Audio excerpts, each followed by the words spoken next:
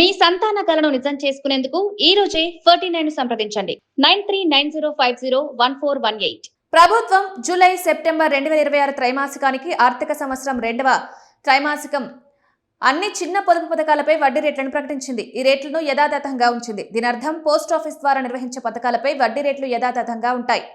National savings certificate పై వడ్డీ rate 7.7% వద్ద యథాతథంగా ఉంటుంది.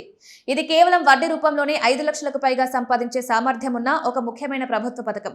ప్రతి ఒక్కరూ తమ ఆదాయం నుండి పొదుపు చేసిన డబ్బును తమ డబ్బు సురక్షితంగా ఉండి అద్భుతమైన రాబడినిచ్చే పొదుపు పథకాల్లో పెట్టుబడి పెట్టాలని ప్రణాళిక వేసుకుంటారు. ఈ విషయంలో ఇటీవలి కాలంలో తపాలా కార్యాలయం ద్వారా నడిచే ప్రభుత్వ పథకాలు బాగా ప్రాచుర్యం పొందాయి. ప్రభుత్వం పిల్లలు, వృద్ధులు, యువత, మహిళలతో సహా ప్రతి ఒక్కరి కోసం పొదుపు పథకాలను అందిస్తుంది.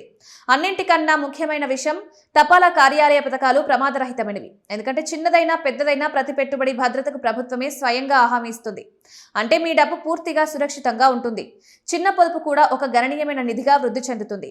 పోస్ట్ ఆఫీస్ పథకంలో కేవలం 1000 రూపాయలతో పెట్టుబడి ప్రారంభించవచ్చు.